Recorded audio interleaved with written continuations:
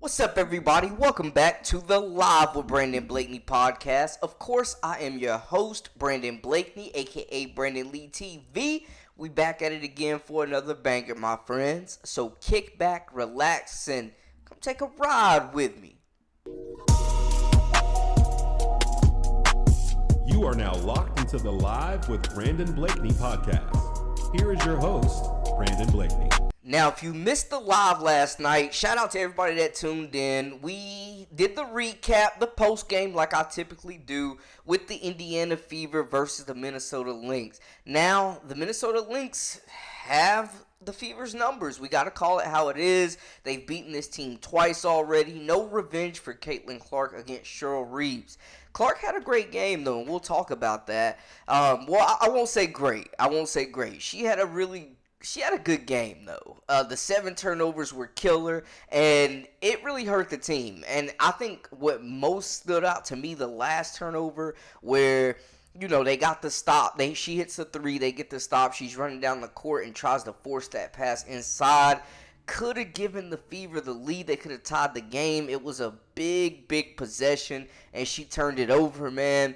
And she took full responsibility for this. She took full responsibility for the loss, and emphasized that turnover after the game. And I think it just shows humility, man. It shows her ability to recognize, self-assess. She's very self-aware, and she didn't hide from that fact. I think it starts defensively. I think get a stop. It's going to be hard to win a game when they outscore you by 17 points in a quarter. It's impressive that we got it back to 1 point. And honestly, I thought we played really good in the fourth. And my turnover in transition is what I felt like really kind of ended the momentum for us.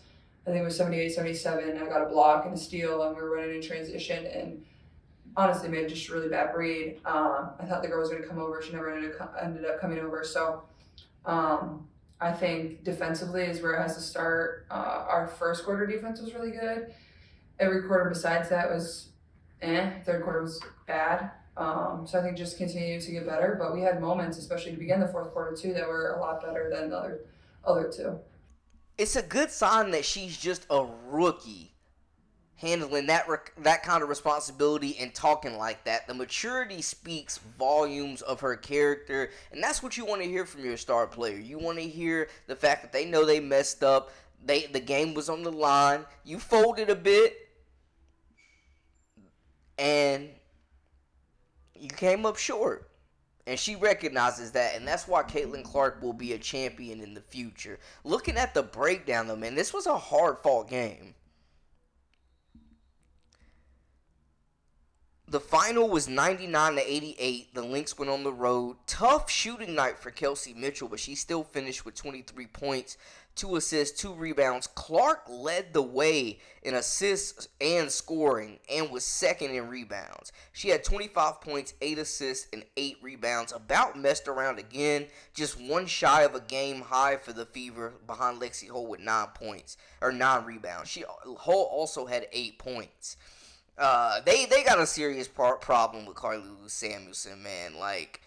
Or Katie Lou Samuelson, excuse me. She has just been bad. Defensively, she missed some big 3-pointers wide open in the corner. She got one to go, but it was just an off night, and she really hasn't given them meaningful minutes in months, if we're being honest. She be looking lost on defense, and the defenses sag off of her and leave her wide open because they know she's going to clank it. I think this could have been a game where Dantas could have impacted it more so, getting more than 7 minutes, because they were packing that lane, and the mid-range was open as well as the 3-pointer, and none of the bigs, we didn't see Aaliyah Boston, who finished with 20 points, 2 assists, 5 rebounds. Nalissa Smith, terrible game, 2 points, 2 assists, 7 rebounds. We didn't see Boston and Smith take those mid-range jumpers like we typically do. Smith was off from 3. They gave her wide open looks. Some of those 23 minutes could have went to Dantas, man. I think if she would have got more opportunity to make shots, it would have busted the lane open for this team and opened up things for Mitchell and Clark to penetrate more. We're still screaming free Grace Berger. She has not seen a minute in I don't know when. And it was an ineffective game. Now, this loss falls on Nalissa Smith. It falls on Coach Sods, it falls on the entire team, not just Clark, but Clark being a leader, a good leader at this early stage in her career, making that statement, letting it be known, I messed up. I feel like I killed the momentum that we had. This loss is on me, man. Big respect to Caitlin. And they're going to look back to bounce back against the Atlanta Dream. They've already clinched a playoff spot. They're firmly in that 6th place.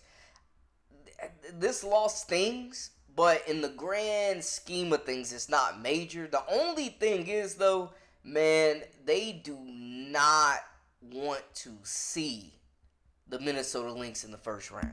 This is a mismatch for them, man. Every time they play, Nafisa Collier is lights out. Her size, her physical ability to dominate Lexi Hole in that post her up, get that position, and just dominate in the post, and then her perimeter skills. You put a smaller or bigger defender on her, she's blowing by her, she's shooting over them.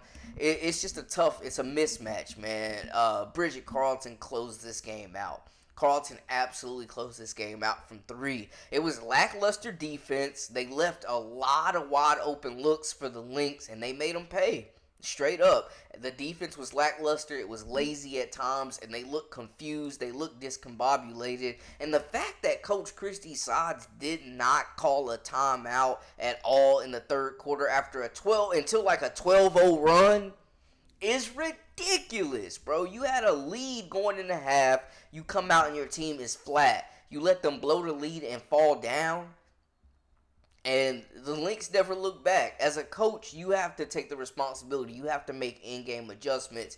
You have to do something differently. You have to stop these big runs. Stop the damn bleeding. You've got to make adjustments when your team is struggling out there. It cannot all fall on Caitlin Clark. And the fact that it did, it seems like, is absolutely ridiculous. But salute to her. She shouldn't have to do this. But it's a reassuring sign that your star recognizes she messed up and takes the blame and wants to continue to grow and get better from it. The Fever are going to be a dangerous team in the playoffs, straight up. We know that much. But hopefully the shortcomings of Christy Sods does not hamper this team's development. But the Lynx in the first round would be devastating. I'm just saying, this is just a bad matchup. Their defense, the way they were trapping Clark on those pick and rolls and forcing turnovers, 7 of them, other than some drop passes we saw as well. But this defense was locked in. They're one of the top assist teams in the league as well. Courtney Williams was really good in this game. They got McBride.